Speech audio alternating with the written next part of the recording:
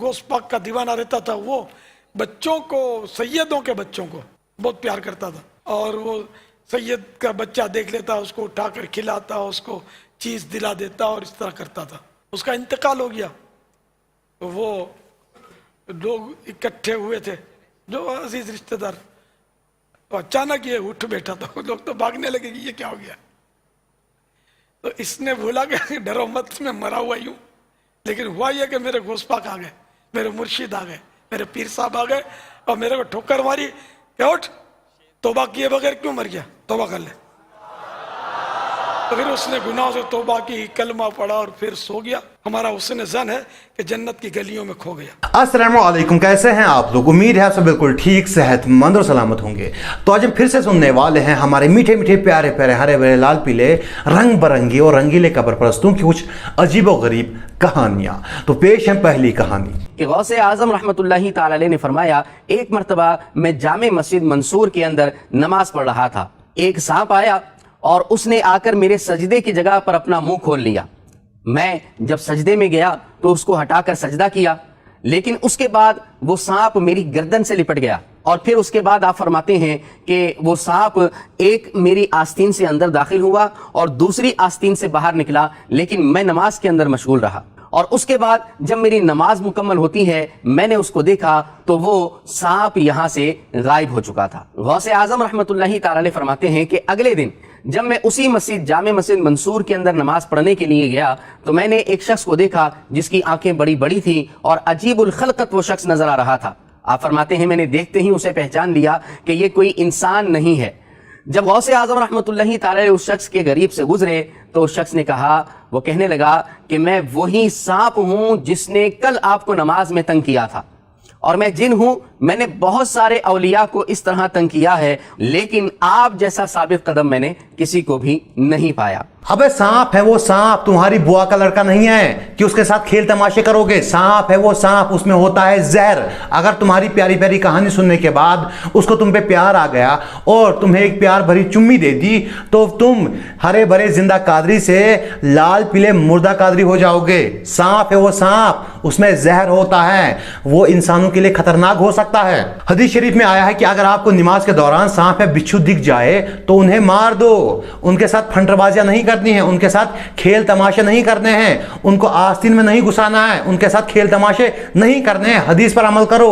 आपके पीर साहब को चाहिए था कि वो सांप को मार देते। अगर नहीं मार सकते थे तो कम से कम उसे पकड़कर दूर किसी जगह पर छोड़ देते, क्योंकि वो सांप है सांप, वो जहरीला होता है, उससे आम पब्लिक को भी खतरा है, आम इंसानों को भी खतरा है। लेकिन आपके पीर साहब ने ऐसा नहीं किया, हदीस पे अमल नहीं किया। और ये वही पीर हैं जिन्होंने एक बंदे को, एक अपने मुरीद को सिर्फ इसलिए मार दिया क्योंकि उसने लोटे का मुंह किबले की तरफ नहीं किया था, हालांकि खुद इन्होंने हदीस पे अमल नहीं किया। ये लोग इसी तरह की झूठी कहानियां गढ़ते हैं अपने पीर के लिए, ताकि ये अपने पीर की शान ऊंची दिखाए। और ये लोग पता नहीं किन कहानी वाली किताबों से, किन अलिफ लैला की किताबों से ये कहानियां लाते हैं और मिंबर पे बैठ कर सुनाते हैं, लोगों को भटकाते हैं। हालांकि इन कहानियों का दीन से कोई ताल्लुक नहीं है और ना ही इस कहानी का शेख अब्दुल कादिर जिलानी से कोई ताल्लुक है, वो अल्लाह के वली थे। और इन लोगों ने ये कहानी जो है अपनी रोटी और बोटी सेकने के लिए लिखी है, जिसका दीन से कोई ताल्लुक नहीं है। तो चलते हैं अगली कहानी की तरफ। हज़रत सैयदना सैयद बदियुद्दीन कुतुबुल मदार जिंदा शामदार अल्लाह के एक ऐसे अजीम वली हैं कि आपने 596 साल की ज़िंदगी पाई है। तमाम अहले किताब के नज़दीक आपने 556 साल का रोज़ा रखा, और आपको रोज़ा रखाने वाली ज़ात जनाब मोहम्मद अरबी सल्लल्लाहु ताला अलैहि वसल्लम की ज़ात है। हुज़ूर ने अपने हाथों से आपको जन्नती खाना खिलाया, पानी पिलाया और आपको लिबास पहनाया था। उसके बाद से आपने सारी ज़िंदगी न कभी खाना खाया, न कभी पानी पिया और ना ही कभी आपने लिबास बदला।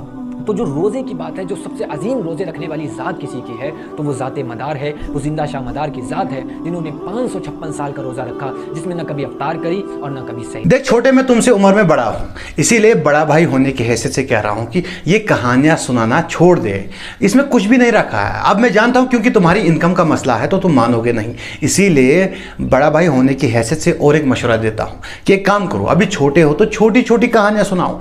जैसे बाबू को हवा में उड़ाओ, बाबू को पानी पे चलाओ, छोटी छोटी कहानियां सुनाओ।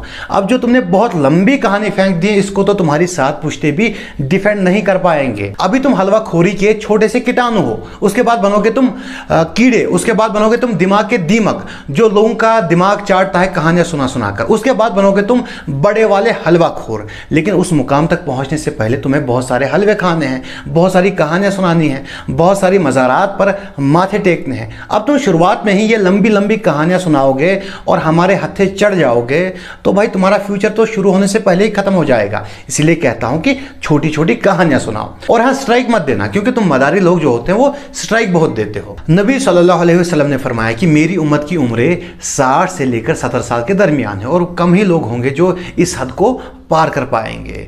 अब यही लगभग होता है दुनिया में कि 60-70 साल के दरमियान ही इंसान जो है मर जाता है, और कुछ लोग जो होते हैं, कम लोग जो होते हैं वो जी जाते हैं 100 साल, 90 साल, 110 साल तक कुछ लोग जी जाते हैं, लेकिन कम ही लोग होते हैं वो। लेकिन आपके बाबू ने तो हद ही पार कर दी है, 596 साल। अब इसको न तो दीन मानता है और न इसको साइंस मानती है, इसको कोई नहीं मानने वाला सिवाय बरेलवियों के। इतनी लंबी उम्रें जो हैं वो पुरानी उम्मतों की थी, इस उम्मत की इतनी लंबी उम्रें नहीं है। चलो आपका दिल रखने के लिए फर्ज कर लेते हैं, मान लेते हैं कि आपके बाबे ने 596 साल की जिंदगी पाई।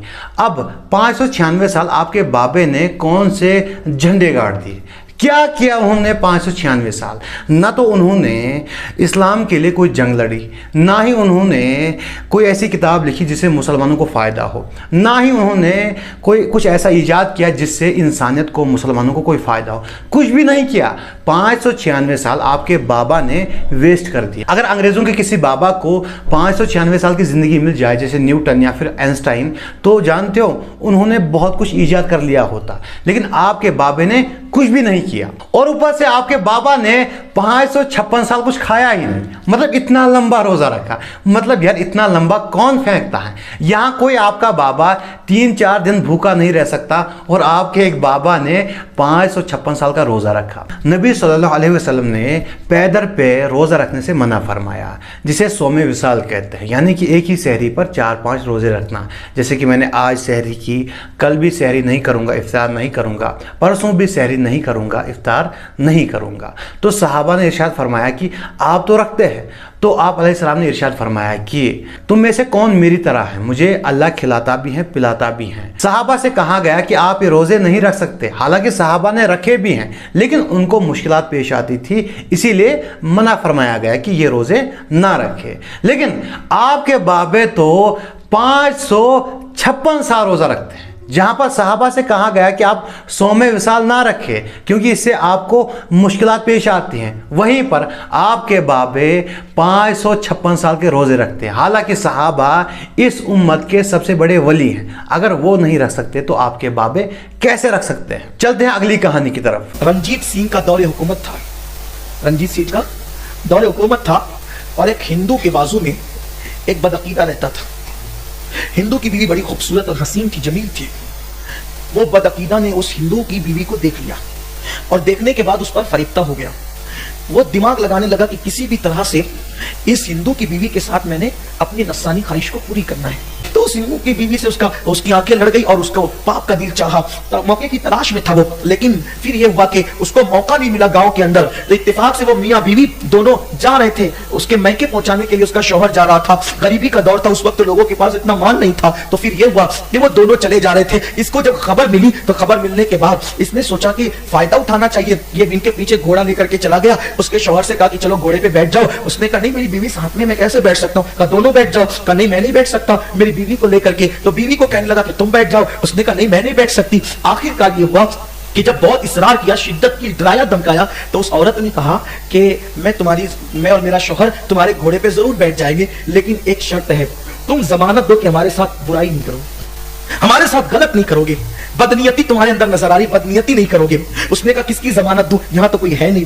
इत्तेफाक से चूंकि एक दूसरे के पड़ोस में रहते रहते एक दूसरे से बातें सुनने में आती है, इस पड़ोस में तो बदअकीदा था, इस पड़ोस में गौस पाक की कोई कनीज रहती थी, उससे इसकी दोस्ती थी। तो वो जो कनीज थी, गौस पाक की सुन्नी कनीज, वो इसको बताती थी कि हमारे मुर्शिद गौस पाक हैं, उनकी करामत ये है, वो मदद के लिए आते हैं, वो इमदाद के लिए आते हैं, उनको पुकारो तो वो मदद करते हैं, और ये होता है और ये होता है और ये होता है और ये होता है और ये होता है, ये सब चीजें वो बताती थी। तो ये मजहब की मुसलमान नहीं थी, लेकिन चूंकि के औलिया अल्लाह की करामत सुन सुन करके इसके दिल में गौस पाक की मोहब्बत पैदा हो गई थी। तो उसकी सोचा कि मुसलमान है, अब वो तो बेचारी दूसरे मजहब की थी, समझा कि सारे मुसलमान एक जैसे होते हैं, जैसे कि आज भी दूसरे लोग समझते सब एक जैसे होते हैं, इसीलिए लोग बदगुमान भी होते हैं। अल्लाह अकबर। तो जब उसने कहा कि या जंगल में कौन है जो जिसकी जमानत दूं, कहे काम करो, वो तुम्हारे जो बगदाद वाले बड़े पीर है ना, उनकी जमानत दे दो, बस मैं तुम्हारी सवारी पर बैठ जाऊंगी अपने शौहर के साथ। अब चूंकि वो था बदमजहब, उसने सोचा कि बड़े पीर के नाम से मेरी बिगड़ी बन रही है ना, जब तकरीर करते तो कहते हैं हराम है, शिर्क है, बिदअत है, लेकिन जब मुराद मिलने वाली होती तो फिर बराबर याद आते हैं। फिर क्या हुआ, कहा ठीक है तुम वो जो बड़े पीर बगदाद वाले ना, बड़े पीर साहब, हम जब उनकी जमानत देते हैं, बैठ जाओ, तुम्हें कुछ नहीं होगा। अब जैसे दोनों मियां बीवी घोड़े पर बैठे,